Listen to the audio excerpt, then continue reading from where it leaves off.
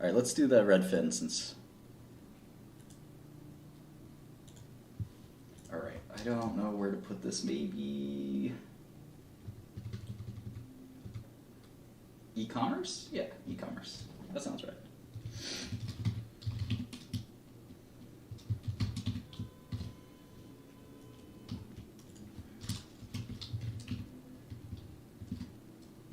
I don't think, I did a Google video the other day. I don't think it's that undervalued, and I don't think this dip is really a big deal. It probably will recover.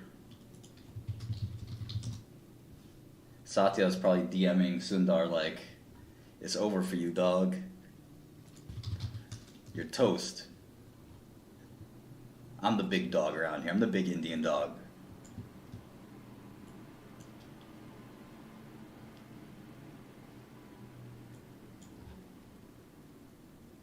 Go back to Punjab. That's not even India, is it? No, it is.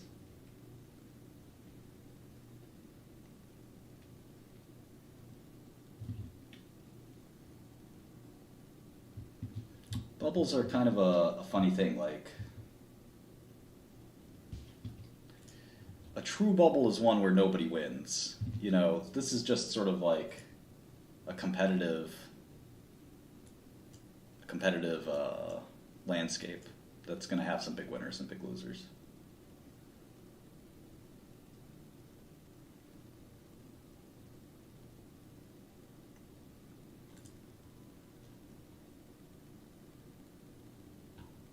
All right, let's look at Redfin.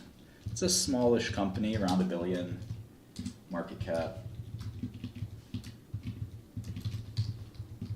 Not as valuable as even an NFL team.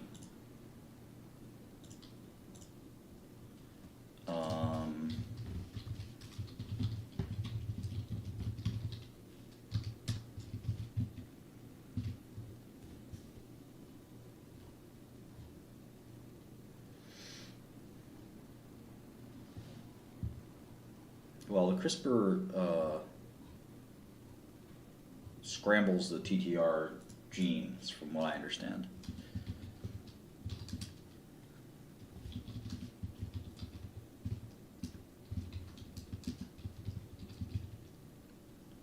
Oh, they got a lot of. This is a weird balance sheet.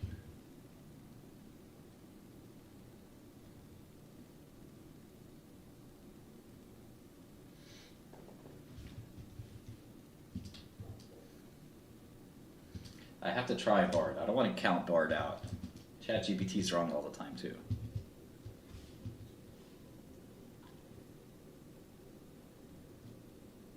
All right, they have this convertible, huge convertible. This is a weird balance sheet. This is not a regular company. Make sure I have the right one. Redfin, it's called.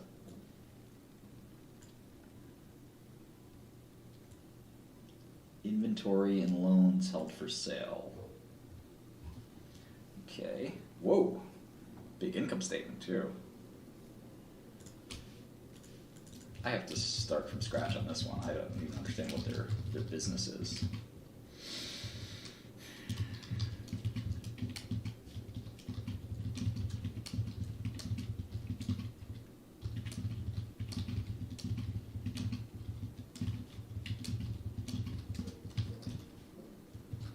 Maybe I'll start with the 10K.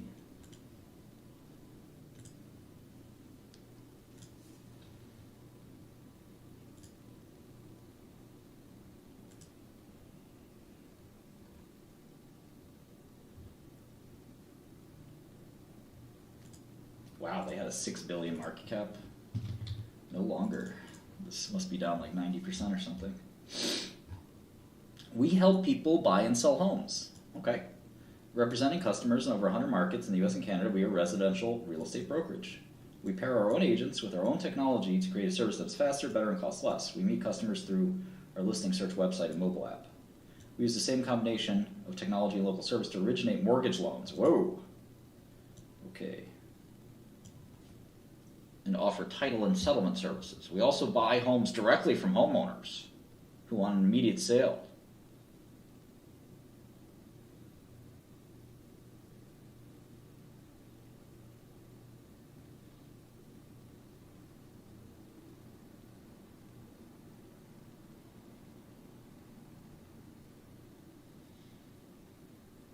Okay, so there's sort of a discounted fee as well.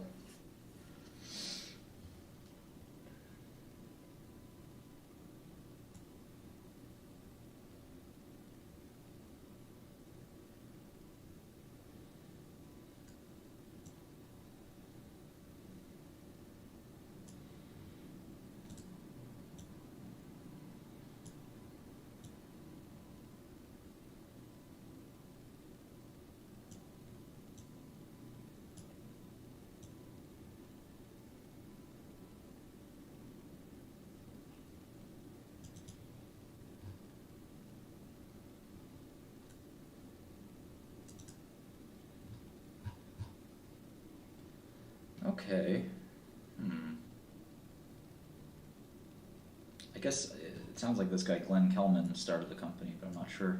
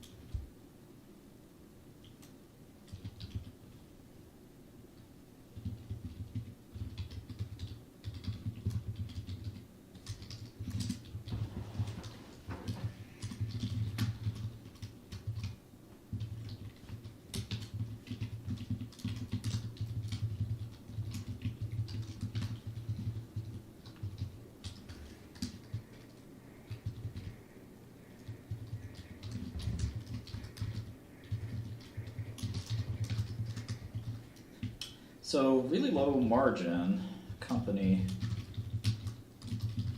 or business I should say.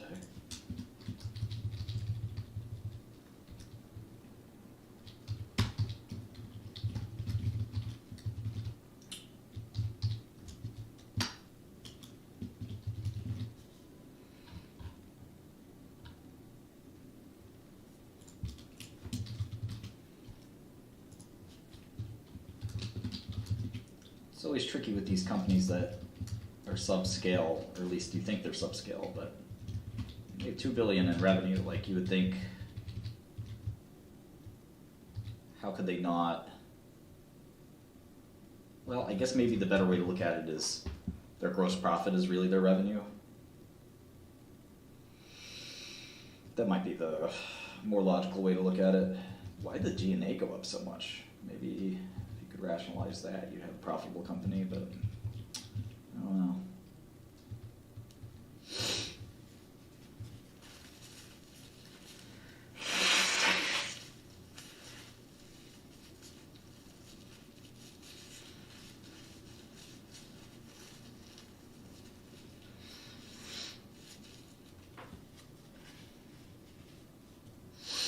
Let's see.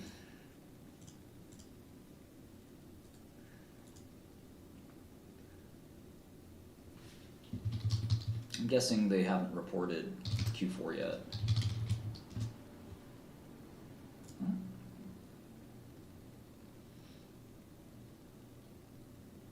That's next week.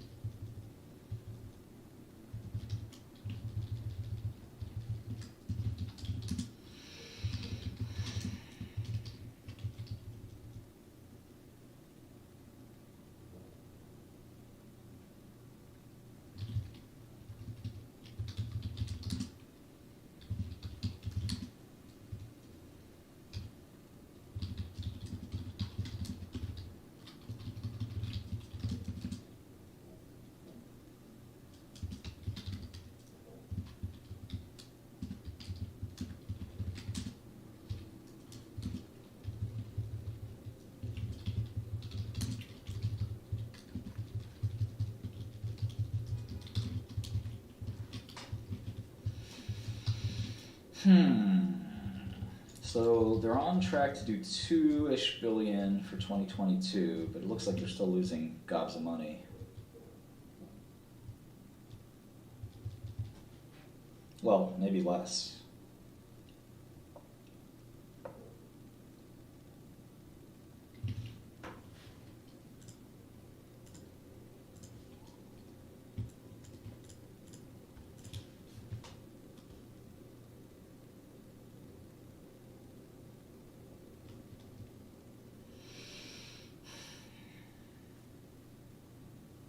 This is very tricky.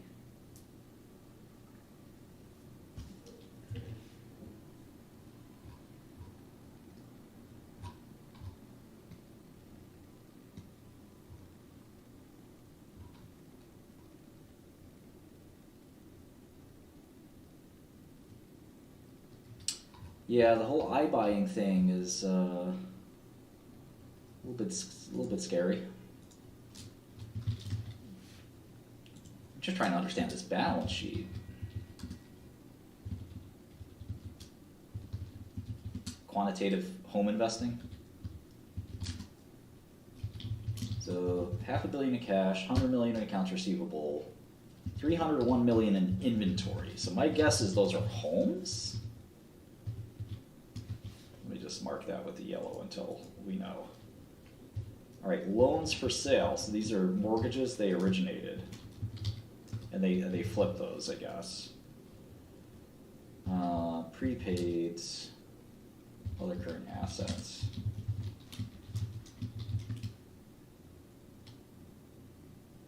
You don't like Rebois? Why is he an asshole? I don't know him very well. He's obviously one of the most well-known VCs out there.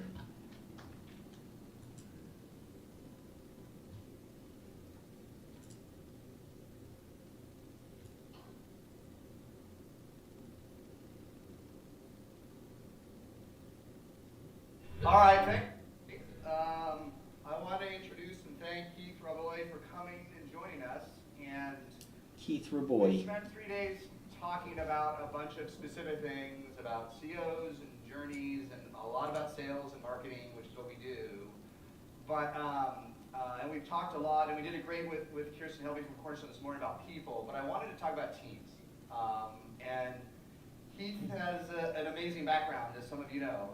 First of all, I mean, we've got, I'm going to miss some, but PayPal, which is one of the most iconic teams in the world. I want to come back to it, right? We bookend that with CO Square, which is epic, and then a few other companies like LinkedIn and Yelp and others thrown in the middle, right?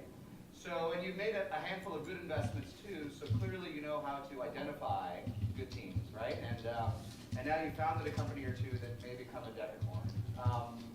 But let me step back. I want to talk through the whole PayPal Mafia stuff, but I want to talk about one thing that's interesting, which is, and now you think about it as you work with more teams and invest in teams, like up-and-comers and overachievers. And if I think about the PayPal team, obviously it's iconic, it's the greatest, but these are all up-and-comers, right? This is about the Ross team. This is IQ and horsepower and tenacity with like not a grain of experience, and it was a while ago, but so let's fast forward today. Where do you come out of this continuum of experience versus natural athlete, and what's the learning for folks here? So yeah, generally I'm a fan of natural athlete. I think it does matter by vertical. I think on the consumer side, it's almost surely the right answer. More often than not, on enterprise there are benefits of experience, and maybe it makes the team together. So a good complement might be like a founder who's very naive, very hungry, paired with somebody who's got a lot more experience, or vice versa. And so you get the benefit of both, like particularly if they're both co-founders or one's a CEO, one's a COO. So there's ways to structure the entire team that maximizes the upside. But naiveness matters because like when you go into a vertical too often, it's very easy to get cynical, start believing the rules, and therefore you miss some of the best opportunities. Like for example, even in payments, I got somewhat cynical from my PayPal experience. Pretty much avoided payments for about 8 years. You got sucked back in. Yeah, I got sucked back in, and it wasn't a no-brainer decision to join Square. It was very hard, and half of my PayPal friends thought I was crazy. And I won't tell you which one was which, but and then similarly, when I first met Stripe, actually, I sort of declined to invest, which is a massive mistake. And I had to fix that like a couple years later and pay like $1,000. A little bit more. $1,000 more or something. Yeah. So like the benefits of experience definitely blind you to new ways of doing things, and and also if you have to deal with suppliers, for example, when Wolof invested in YouTube, I don't think he realized how difficult the content owners would be, and I'm not sure he would have invested had he had expertise in that space. That's a fair point. So I think that it's a danger of experience too. Yeah. But what's the trade-off as you get into industries that are more regulated, right, or where domain expertise feels more necessary, right? Whether it could be healthcare, it could be insurance, there's going to be other issues, and where's the trade-off there, right? Because you come out of Y Combinator or wherever, there's just amazing companies being born in every industry. Well, I think we had a good formula at PayPal, which is we had about 2 or 3 people in the entire company that had any experience in financial services. And so like general counsel, for example, had a lot of experience, and it's a pretty useful role to have your general counsel know something about what you're doing. But we tried to like minimize it. Same thing at Square, like even if you included me, and I don't think of myself as a payments person, I think in the first 200 people in the company, there was 3 people who had any financial services experience. So you can get the benefits by having just 1 or 2 doses of experience. and then you highly leverage them. You ask them a lot of questions, and all the questions start with why. Yeah. Why do we need to do it this way? Why? You know, why? Are you sure? Is there a way around this? And then that's where the leaders and the founders and executives who don't have the experience can just be relentless about, are there better alternatives? Because they start from a perspective of, you know, whiteboard, fresh perspective, and then you Okay, I take think I got advantage this. of the lessons of 20 years of experience. Why is a company like Novo going against their own market? The startup that you co-founded, in addition to your 28 investments, Doesn't make a lot of sense to me. It's called Open Door. Open Door, sorry, I just want to get it right. How, Some people are obese and don't have diabetes. They just need to lose weight. So it's a second market for them. They're selling to two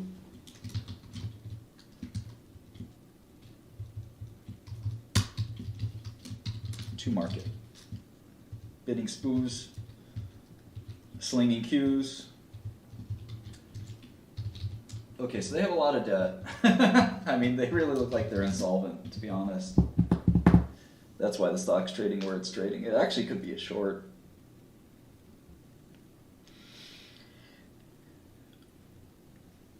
Wegovy is crashing sales.